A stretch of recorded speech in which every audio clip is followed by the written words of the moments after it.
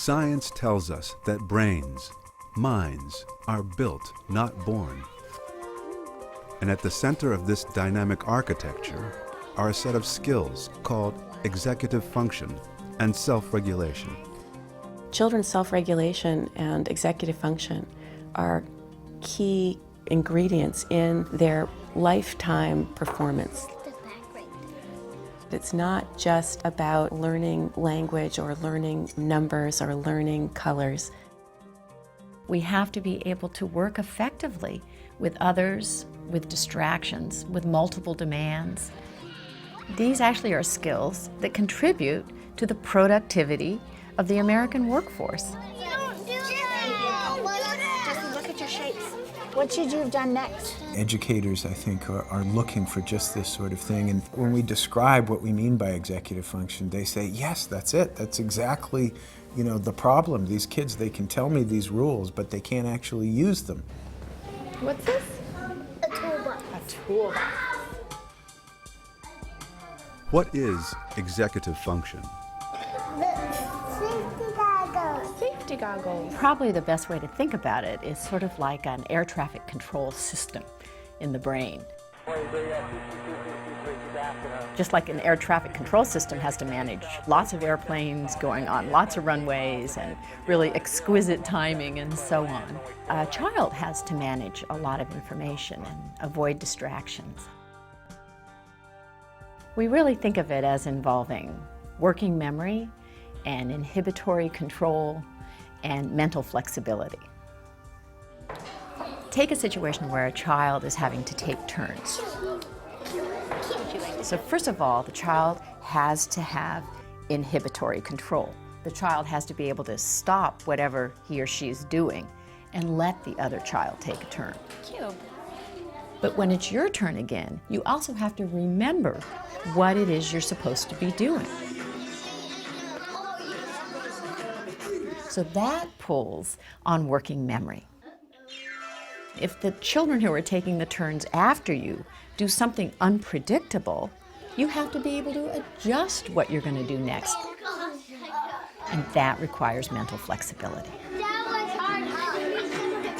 Children who are struggling with these capacities often look like children who just aren't paying attention, or children who are deliberately not controlling themselves. If you don't have self-regulation, you act out and the teacher puts you in timeout, and so then you miss part of the learning that's going on, and then you are more upset because you're behind, and so you act out, and so you get this downward spiral. How does executive function develop? 6, 7, 7. And plus 4. In little children, and even in the infant and toddler years, you begin to see the roots of executive functioning skills. What's going on in our brains is unbelievably intricate and complicated. The prefrontal cortex, or the front third of the brain, is important for executive function. But it's more than just prefrontal cortex. This region doesn't act alone. It's involved in controlling your behavior through its interactions with all other parts of the brain. The brain goes from a situation where you've got nearest neurons communicating very strongly with each other and ignoring the rest of the brain, to these widespread networks that are connecting these different areas. Executive function changes over the life course. It improves radically over the first few years. I got a match prime. It continues to improve throughout adolescence. It's not until early adulthood that you have the adult-type networks that are very strongly activated that connect different brain regions together. Let's take notes.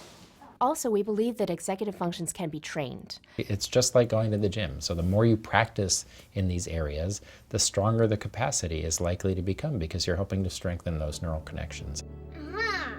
You're at 24. Slowly but surely, you're going to be able to step back, and that child's going to go into the world with these skills where they can get along with other people, change rules, and they can be flexible, and they can accomplish new things, and they're unafraid. I got bit by my dog in my arm.